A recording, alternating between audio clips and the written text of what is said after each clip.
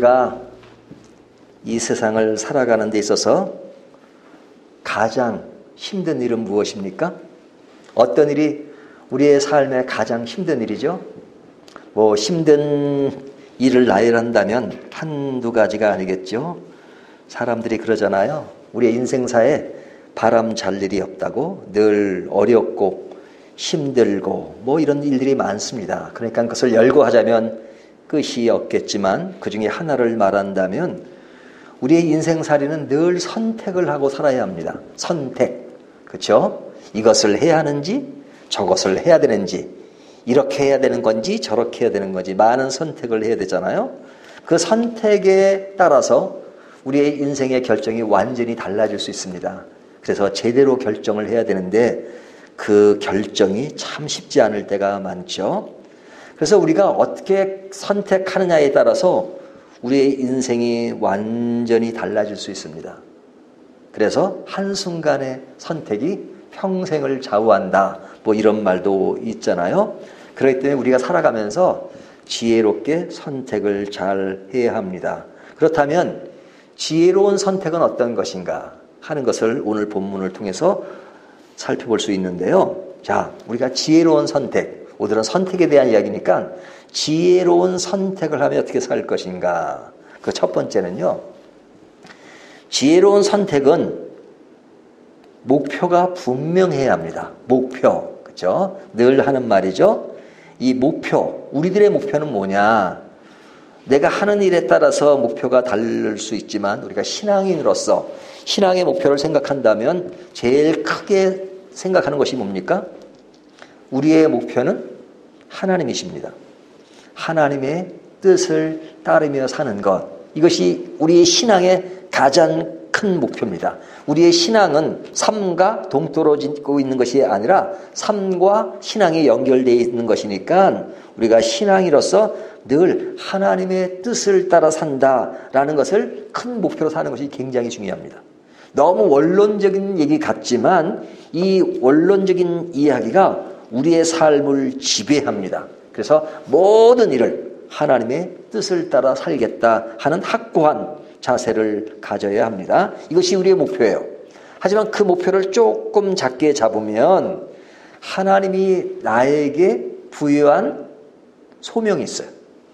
그 소명은 사람마다 다를 수 있죠. 뭐 저 같은 경우는 목사로서 소명을 받은 사람이고 또 우리 각자는 뭐 음악인으로서 또 직장인으로서 가정주부로서 받은 그런 소명이 있잖아요. 그 소명 가운데 그것을 어떻게 잘 감당하고 살아가야 할까? 그리고 그 소명을 어떻게 지혜롭게 잘 행할 수 있을까? 그 일을 하는 데서 많은 선택이 일어날 때 그 선택을 내 목표에 맞춰서 어떻게 결정하며 살아가야 하는가 하는 것들을 늘 고민해야 되죠.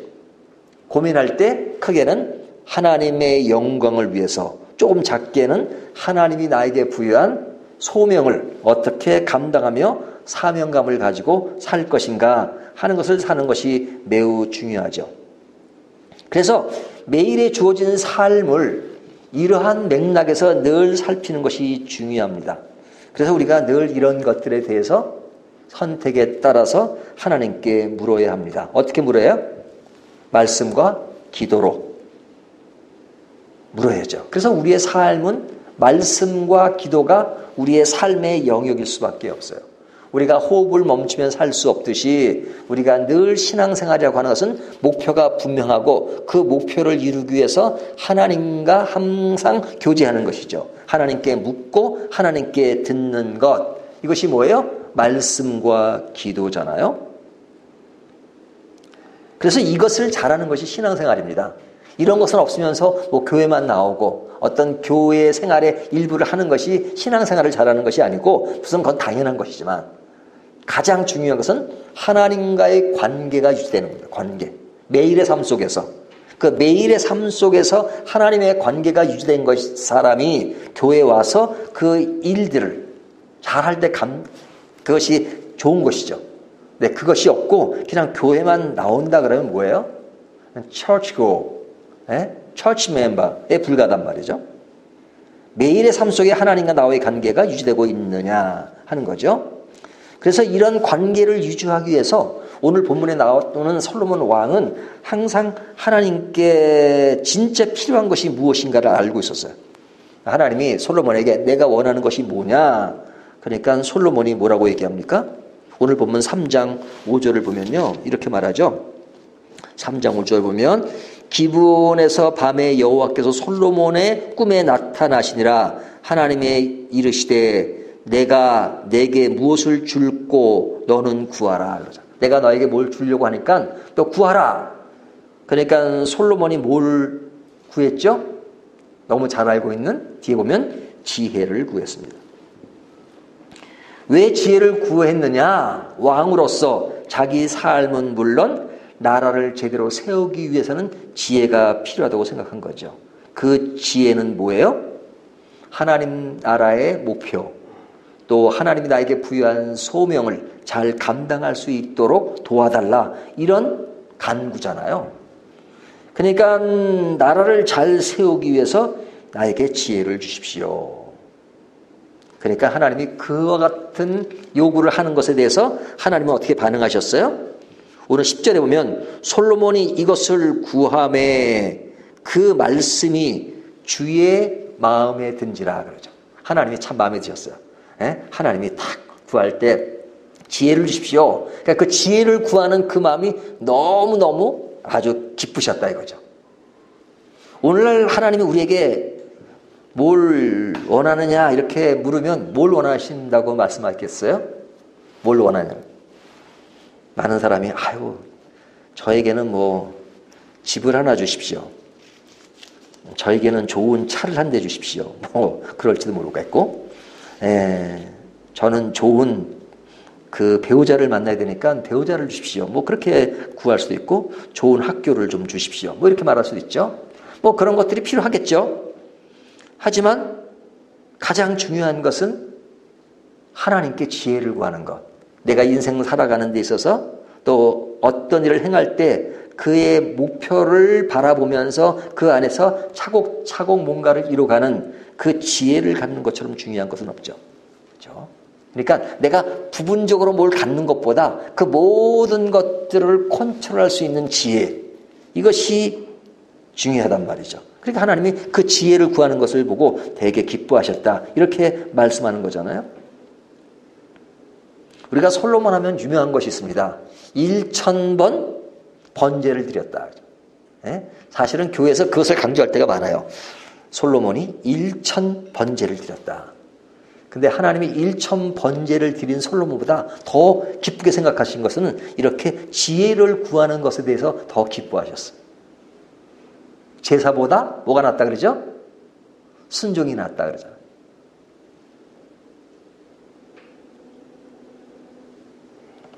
이러한 자세는 뭐 솔로몬에게만 특별한 것은 아닙니다. 우리 모두에게 해당되는 것이죠. 우리가 늘 큐티하면서 기도할 때 하나님께 구하는 가장 좋은 것이 뭐냐? 늘 하나님께 지혜를 구하는 것입니다. 그리고 그 지혜로운 선택을 할 수 있도록 하나님 나에게 지혜를 주십시오. 인생을 아름답고 인생을 복되게 살기 위해서 늘 지혜롭게 살게 해주십시오. 그 지혜롭게 살려면 늘 선택을 하고 살아야 되는데 언제나 그 선택을 바로 할 수 있도록 해주십시오. 이런 간구야말로, 이런 아뢰미야말로 굉장히 중요하고 이것이 하나님을 기쁘시게 하는 것이다 하는 겁니다. 그래서 우리가 늘 그런 목표를 늘 유지하고 살아야 합니다. 하나님께 영광을, 하나님이 부여한 소명을 잘 감당하기 위해서 나는 지혜가 필요합니다 하는 겁니다. 두 번째는 지혜로운 선택은 진실해야 합니다. 진실. 그렇죠? 자, 오늘 본문에는 누가 등장합니까? 두 여인이 등장하죠. 근데 그 여인들은 뭐 삶 자체가 그렇게 아름다운 삶을 사는 여인이 아니었습니다. 창기라고 이렇게 말합니다. 근데 이 두 여인이 이제 같은 집에서 지내고 있는데 3일 간격으로 애를 낳았습니다. 한 여자가 먼저 애를 낳고 3일 후에 다른 여자가 애를 낳았어요. 근데 한 여자가 자기 아들을 죽였어요. 어떻게 죽였냐면 일부러 죽인 건 아니지만 아마 잠을 자다가 이렇게 그 아이를 이렇게 밑에 깔았던 모양입니다. 그렇죠? 뭐 잠이 깊이 들었는지 그러니까 아이가 이제 압살을 당한 거죠. 이렇게 눌려가지고 그냥 죽었어. 근데 뭐 본인이 아니게 그랬던 거죠. 근데 이제 일어나 보니까 자기에 깔려서 죽은 아이를 보고 뭐 놀랬겠죠. 근데 옆에 또 낳은 다른 여인의 아들이 있으니까 그 아들을 자기한테 가져오고 죽은 아들을 그 여자에게 갖다 놓은 겁니다. 아마 그 여자도 자고 있었을 가능성이 많죠. 그냥 바꿔치기란 겁니다. 바꿔치기. 그러니까 죽은 나의 아들을 상대방에 갖다 놓고 상대방의 산 아들을 나에게 가져온 겁니다. 그리고 이제 내 아들이라고 우겼던 것 같습니다. 근데 이제 한 여자는 일어나 보니까 애가 죽은 거예요. 깜짝 놀랐겠죠. 얼마나 놀랐겠어요? 그래서 자세히 살펴보니까 내 아들이 아닌 거예요. 옆에 있는 그 여인의 아이를 보니까 그것이 내 아들이었어요. 뭐 내 아들이니까 내 아들 달라고 그랬겠죠. 그러니까 그 여자는 아니라 이게 내 아들이다. 무슨 소리 하느냐 하고 이제 두 여인이 이제 싸움이 붙었습니다. 싸움이 붙으니까 이제 그 두 여인이 왕에게 재판을 요청했죠. 재판을 요청해서 이 아들은 내 아들입니다 하니까 저 사람은 아닙니다. 저 사람 아이가 내 아들입니다. 서로 막 논쟁 막 그렇게 나왔습니다. 그러니까 솔로몬이 그 얘기를 다 듣고 어떻게 합니까? 우리가 이 얘기는 너무너무 잘하는 이야기죠. 이 이야기는 뭐 교회 안 다니는 사람도 잘 알아요. 솔로몬의 지혜 이야기가 나올 때 이 얘기를 꼭 하잖아요. 그러니까 솔로몬이 그럽니다. 칼을 가져오라. 칼을 가져오라. 칼을 갖다가 그 산 아이를 반으로 나눠서 서로가 자기 것이라고 하니까 아주 공정하게 반반씩 나눠 가져라. 이렇게 이야기합니다. 그러니까 그 상황을 보고 진짜 엄마는 아이가 죽으면 안 되니까 왕이요. 그냥 그 아이를 죽이지 마십시오. 그냥 저 여자에게 주십시오. 왜 그런 이야기를 하죠? 자기 아들이 죽으면 안 되니까. 생명을 중시 여기니까. 비록 내가 그 재판에서 지고 억울하지만 그 아이가 죽으니까. 그러니까 그 아이에 대한 사랑으로 그냥 아이를 살리기 위해서 그냥 자기가 포기하는 거죠. 아이가 살아야 하니까 저 여자에게 주십시오. 근데 한 여자는 그런 사랑이 없는 거예요. 왜? 이 일이 욕심과 시샘에서 비롯된 일이니까 뭐 그러죠. 그럼 반으로 나눠가지고 그래 공정하게 합시다. 뭐 그렇게 이야기하잖아요. 아마 요즘 같으면 그러지 않을 겁니다. 옛날 얘기니까 그렇죠. 옛날. 몇천 년 전의 얘기잖아요. 그러니까 솔로몬 왕이 그 반응을 보고 아이를 죽이지 말라. 그리고 아이를 죽이지 말라고 한 사람이 진짜 엄마다 하고 아주 판정을 잘 내립니다. 이것이 아주 유명한 얘기입니다. 이것이 이제 그 재판을 하는 오늘 판사들도 이 이야기들을 참 많이 하죠. 공정한 재판, 지혜로운 재판. 근데 솔로몬은 무엇을 안 거예요? 모성애를 안 거죠. 모성애를 알고 정말로 사랑하는 사람이 누군가를 이런 방법을 통해서 발견한 겁니다. 그러니까 죽이라고 하는 것은 진심이 아니었고 그 판결을 내리기 위한 지혜였단 말이죠. 지혜.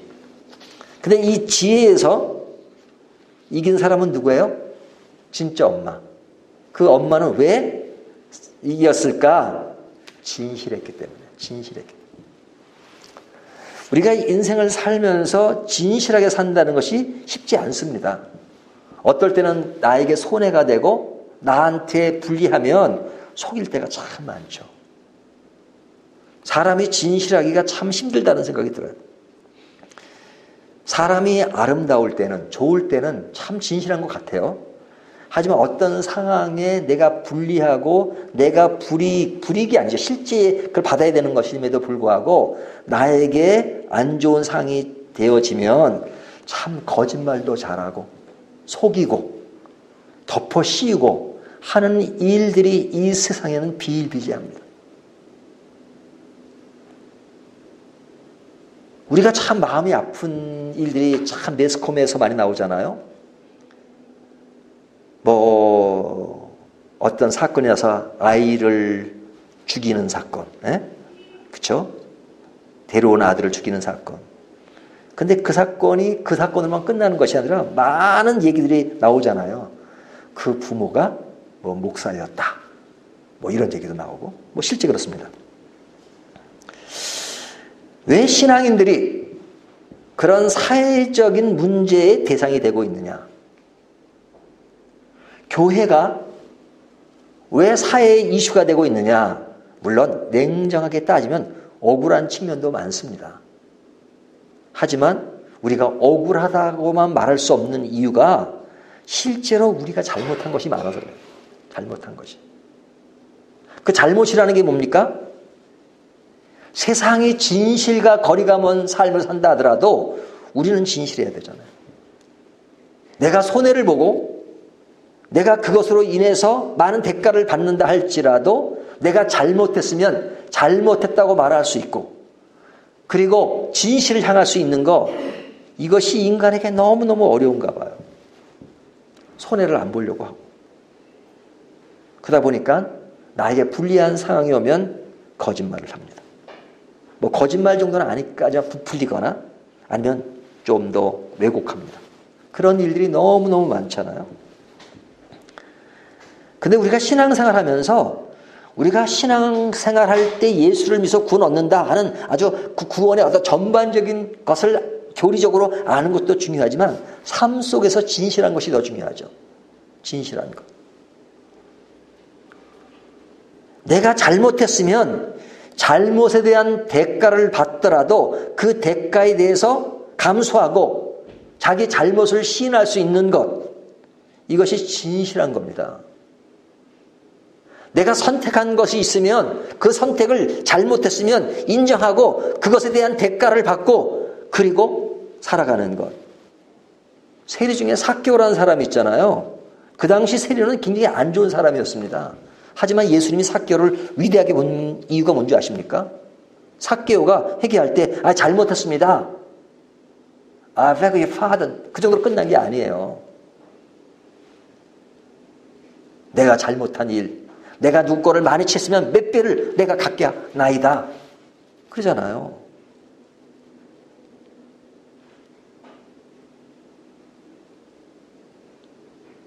베드로나 가룟 유다가 사실은 잘못한 크기를 보면 뭐 높이를 잴 수가 없습니다. 크기를. 가룟 유다가 예수님을 판 것이나 베드로가 예수님을 배반한 것이나 예수님을 저주한 것이나 다를 바가 뭐가 있습니까? 하지만 베드로와 가룟 유다가 엄청난 차이가 있는 것은 뭐냐면 가룟 유다는 회개가 없었어요. 하지만 베드로는 회개가 있었단 말이죠. 인간에게 완벽한 사람이 어디 있겠어요? 사도 바울은요, 스데반이 죽는데 공로자예요. 그릇된 공로자. 그래서 전설에 의하면 그 돌로 죽였던 스데반, 그래서 사도 바울은 돌에 대해서 알러지 반응을 했다. 그럼 뭐 하는 얘기겠지만 그만큼 자기가 지은 죄에 대해서 예민한 느낌을 가지고 있었다는 거예요. 베드로가 예수님이 숯불 위에서 고기를 구우면서 이야기했을 때 베드로가 그 숯불 위에서 초조했던 이유는 뭐냐면 그 숯불 위에서 예수님을 저주했으니까 그것에 대해서 많은 것을 느꼈단 말이죠. 양심이 있는 거죠, 양심.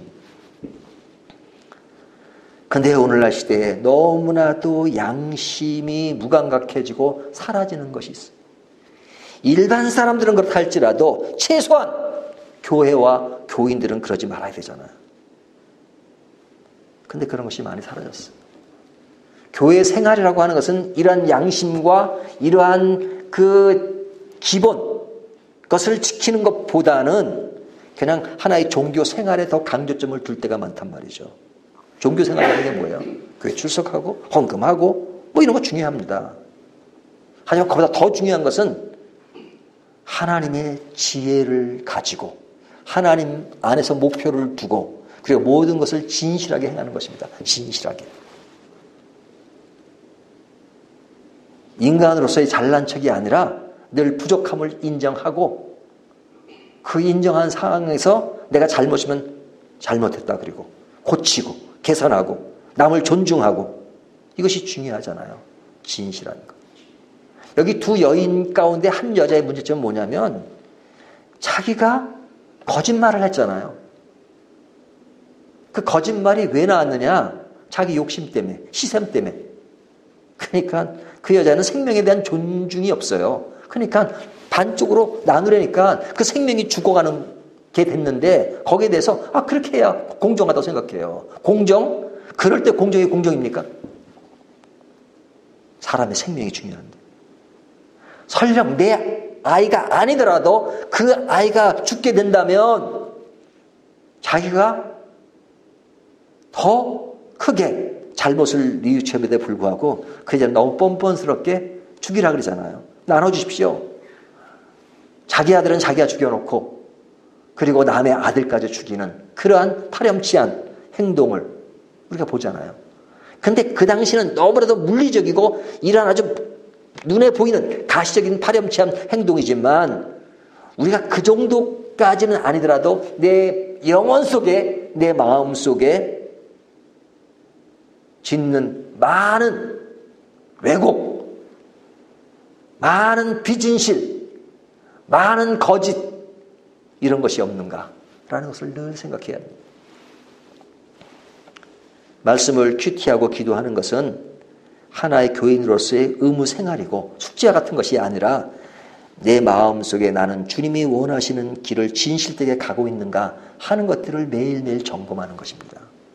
왜? 부족하니까. 그리고 고치고 개선하고 그러면서 좀 더 성숙해가고 성장해가고 하는 거잖아요. 근데 그것이 없으면 그냥 늘 그런 테두리 속에서 살아가요. 망가진 삶의 테두리 속에서 살아갈 수밖에 없는 거예요. 그렇기 때문에 늘 우리가 진실해야 된다는 것을 늘 염두에 두는 건 중요합니다. 세 번째는요. 지혜로운 선택은 사랑을 기반으로 해야 합니다. 사랑. 자, 앞에는 뭐예요? 진실. 두 번째는 사랑입니다. 솔로몬의 재판은 지금까지 많은 사람들에게 이야기되고 있습니다. 근데 그의 지혜는 어디서 나온 거예요? 아까 말씀드린 모성애입니다. 모성애. 그 당시 가장 천한 창기의 문제를 풀어주었습니다. 그것을 푸는 지혜의 중심에는 어머니의 사랑의 힘을 알고 있었습니다.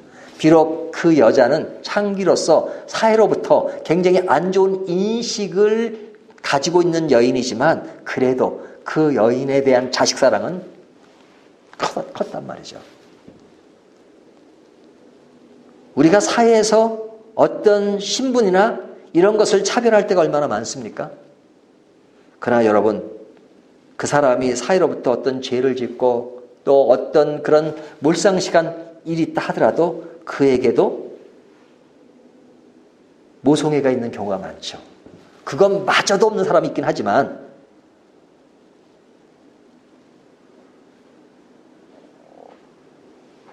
그래서 사랑이라는 것이 굉장히 중요하다.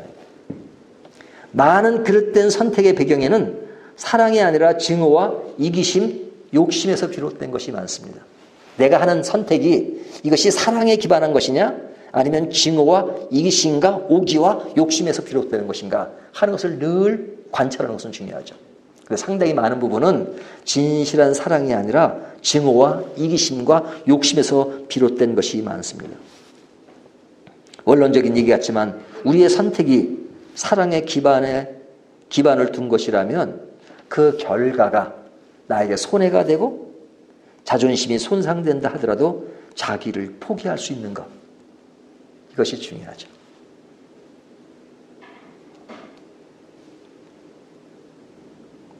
우리는 생명을 살리는 데 주목해야 합니다. 그 기초는 사랑입니다. 생명을 사랑한다는 것. 근데 생명을 사랑하는 그 자세가 아니고 뭐 생명이 어떻게 되든 그 기초가 사랑이 아니면 참 안타까운 일이죠. 생명은 내가 가까운 가족이나 그런 사랑들은 있어요. 하지만 여러분 지금 지구상에 있는 많은 그런 불쌍한 사람들이 많잖아요. 굶어 죽는 사람도 있고 그런 것에 대해서 우리가 얼만큼 사랑의 마음을 가지고 있습니까? 그것은 뭐 맨날 일어나는 일이고, 뭐 지구상에 죽는 사람이 한두 명이 아니라 코로나로 죽은 사람이 얼마나 많은지 모릅니다. 우리나라는 그래도 이 코로나가요, 사망률이 좀 적은 편입니다. 미국 같은 데는 사망자만 해도 엄청나잖아요. 미국에 있는 저희 사촌 누나가 있는데 오늘도 주변에서 몇 사람이 죽었다. 뭐 100명, 200명 죽는 게 그냥 크네요. 미국에서. 전쟁 중에서요, 한 전쟁에서 뭐 100명, 200명 죽는다는 굉장히 큰 겁니다. 한 명 죽어도 큰 것인데. 근데 이 코로나로 인해서 뭐 몇백 명, 몇천 명이 죽는다는 거. 와, 그거 큰 일이죠. 근데 내일이 아니니까, 저 먼 나라 이야기니까 그거는 우리와 아무런 상관이 없는 얘기처럼 들릴 수 있잖아요. 하지만 그런 것들을 그냥 지나칠 것이 아니라 인간에 대한 마음, 그것이 중요합니다. 모든 삶과 모든 결정, 이것은 사랑이 기초가 되어야 합니다. 우리가 내 자녀가 지금 빨리 병원에 가야 살아요. 그러면 여러분 막 그 차를 몰고 가는데 막 신호등이 있으면 나는 신호등을 중시하고 살아야 돼. 그러겠어요? 평상시는 신호등을 잘 지키고 살아야 되고 또 교통질서를 잘 지켜야죠. 하지만 그런 상황에는요, 교통질서 지킨다는 사람은 진짜 바보예요. 그때는 사람 살리고 봐야 돼요. 그거는 국가도 다 그런 것을 다 인정해줘요, 나중에. 다시 말해주세요. 그것이 왜 그러냐? 모든 법이나 모든 질서는 사랑에 기반하고 있기 때문에 그렇습니다. 법도 사랑을 위해서 있는 것이고 우리의 모든 윤리와 도덕도 사랑을 위해서 있는 겁니다. 사랑을 훼손하고 사랑을 빗나간 그러한 질서, 그러한 법, 이것은 법을 잘못 활용한 것입니다. 그 중심은 사랑이라는 것, 이것을 늘 생각하는 것이 중요하죠. 자, 오늘 본문에서 본문 내용은 너무 잘 아는 내용이니까 두 여인의 재판에서 솔로몬의 지혜로운 선택을 했다, 재판을 했다 하는 그 이야기잖아요. 그 이야기 속에서 우리가 배워야 될 것은 지혜에는 목표가 분명해야 된다, 사랑에 기반을 둬야 된다 하는 거죠. 그리고 진실해야 한다. 이 세 가지를 말씀드렸어요. 그러면 이렇게 지혜로운 선택의 결과는 무엇인가? 우리의 신앙과 인생을 견고하게 합니다. 솔로몬 왕의 이런 판정은 나라를 견고하게 하고 통치의 기반을 닦게 합니다. 솔로몬이 정치를 잘했다는 것은 바로 이런 지혜가 있기 때문에 그렇습니다. 그러니까 하나님이 이런 지혜를 구한 것에 대해서 하나님이 칭찬하신 거죠. 솔로몬에게서 교훈을 받아야 할 점이 바로 이 점입니다. 지혜를 가지고 나라를 견고하게 통치해 나갔다. 근데 솔로몬 하면 지혜보다는 뭐에 관심이 많냐면 사람들이 그 부에 관심이 많아요. 인류 역사상 솔로몬보다 사람들에게 많은 것을 부여한 사람이 없다고 생각해요. 그렇죠? 솔로몬. 아마 솔로몬 같은 인물은 그렇게 흔하지 않을 겁니다. 그 당시 왕이었죠. 왕. 최고 높은 자리에 있었어요. 그리고 솔로몬 때 나라가 굉장히 부강했으니까 다른 나라들이 솔로몬에게 많은 것을 주고 그런 상황이니까 부가 넘쳤죠. 또 외교도 넘쳤죠. 그 아내가 1000명이나 돼요. 그러니까 이 지구상에 어떤 사람들보다도 솔로몬 같은 인물이 있을까? 사람들이 솔로몬의 그 외적 환경에 대해서 관심을 많이 가져요. 하지만 성경은 솔로몬이 그런 부와 많은 것을 가졌다는 것을 초점을 두는 게 아니에요. 솔로몬의 위대함은 그가 하나님이 주신 지혜를 가지고 나라를 다스렸다는 거예요. 솔로몬이 마지막은 별로 안 좋아요. 마지막에 보면 이방 여인들, 그 다음에 그가 많이 무너져 우상 숭배를 하고 그런 모습으로 나오잖아요. 그래서 어떤 사람들은 솔로몬이 과연 구원을 받았을까? 이렇게 말하는 사람까지 있을 정도로 솔로몬의 마지막은 좋지 않아요. 그래서 솔로몬이 마지막이 안 좋았다 그래서 그의 부와 그의 외적 한계가 무너졌느냐? 그가 왕으로 있을 때 무너진 거예요. 왕으로 있을 때 그의 어떤 지혜, 그런 하나님을 향한 마음, 이런 것들은 무너졌어요. 그것이 무너졌음에도 불구하고 그의 위치, 그의 부 이런 것은 그대로였단 말이에요. 그대로. 근데 그것이 무너진 상에서 그가 가지는 부, 그가 가지고 있는 위치, 그가 가지는 그 높이, 그것이 무슨 의미가 있어요? 성경은 그것에 대해서 별 의미가 없다고 생각하는 거예요. 그가 가지는 많은 것들이 그가 지혜로운 왕으로서 지혜의 목표와 사랑과 진심이 있을 때 그가 가지는 부, 모든 것이 중요하지만 그런 것을 다 잃어버린 그런 상황 속에서 외적으로 가진 그것은 아무것도 아니라는 거예요. 가장 중요한 것을 놓치면 아무것도 아닙니다. 가장 중요한 것을 놓치면. 그 가장 중요한 것을 잡고 인생을 살아가는 것이 가장 아름다운 것이에요. 그러니까 중요한 것들을 중요하게 생각하지 않고 중요하지 않은 것을 중요하게 생각하는 것. 이것처럼 바보가 없죠. 넌센스가 없죠. 우리 인생은 목숨 걸 일에 목숨 걸어야 합니다.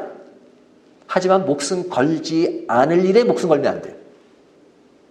그래서 이게 뒤바뀌면 참 추해요. 추해. 목숨 걸지 말아야 될 것에 그렇게 목숨 거는 경우가 얼마나 많아요. 우리 주변에. 그냥 목숨 걸지 않을 일 가지고 싸우고 다투고 중요하지도 않은 것 같아서 서로 그냥 부딪히고 그런 것들을 그냥 여유 있게 인정하고 그러면 되는데 그래서 또 실제로 목숨 걸 일에는 또 목숨 걸지도 않아요.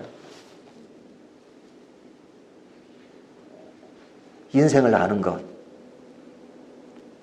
저는 가끔 그런 얘기 하잖아요. 철학 없는 부자보다 철학 있는 거지가 낫다고. 일반 사람들이 하는 얘기예요. 하지만 우리는 어떻게 얘기해요? 신앙 있는 사람이 비록 외적 조건은 없다 할지라도 그게 좋은 겁니다. 외적 조건은 다 갖추고 있는데 신앙은 없어요. 그러면 참 그것은 가장 중요한 것을 놓친 거잖아요. 놓친 거잖아요. 성경에 이런 예가 나오죠. 어떤 밭에 그 땅 밑에 굉장히 많은 금은 보화가 있어요. 근데 어떤 사람이 그것을 알게 됐어요. 근데 그걸 갖고 싶어. 너무 귀해요. 그러면 어떻게 해야 됩니까? 그것을 그냥 몰래 가져가면 그건 도둑질이잖아요. 도둑질이잖아요. 하지만 지혜로운 사람은 어떻게 했느냐? 그 땅을 사면 되잖아요. 그 땅을. 그래서 자기 있는 모든 것을 다 그냥 끌어모아가지고. 근데 그것까지 안 되니까 막 그냥 친척 누구한테 빌려요. 하여튼 어떻게든지 그냥 그 땅만 사면 되니까. 그 땅을 사서 금은 보화를 취하고 그 다음에 사람들에게 다 나눠주고 그 다음에 갚았다. 그것을 성경은 하나 예로 든 것이지만 지혜롭다고 말하는 거죠. 왜? 가장 값지다고 생각하면 그 모든 것에 거기에 투신하는 거예요. 근데 우리는 어디에 투신하고 있습니까? 내 인생에 가장 중요하다라고 생각하는 것에 투신을 해요. 음악하는 사람이 바이올린을 해요. 그 사람은 다른 건 아끼지만 바이올린은 좋은 걸 사요. 왜? 그 사람은 음악가니까. 그것에 가치를 두니까. 그럼 우리는 어디에 가치를 두고 인생을 살아가나요? 우리가 인생을 살아가는 가장 큰 가치를 둔다면 그 가치 둔 것에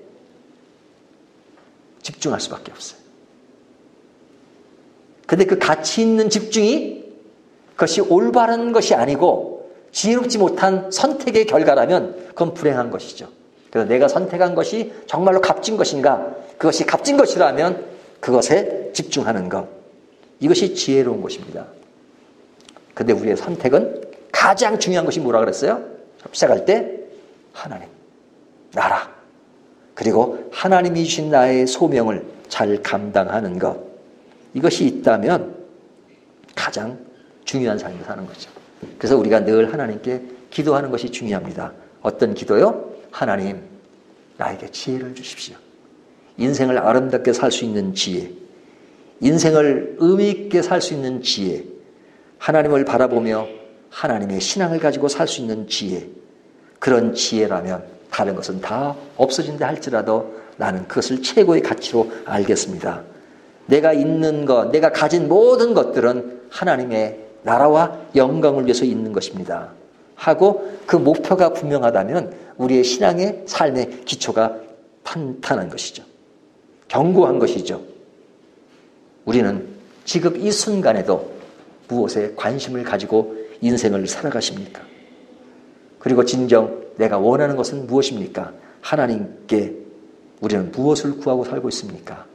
우리가 오늘 말씀을 통해서 지혜 있는 삶, 이것이 가장 아름답다 하는 것을 본문이 말씀해 주고 있습니다. 이 지혜를 따라서 목표와 진실과 사랑으로 오늘을 더 아름답게 살아가는 저와 여러분이 되시기를 주님의 이름으로 축원합니다.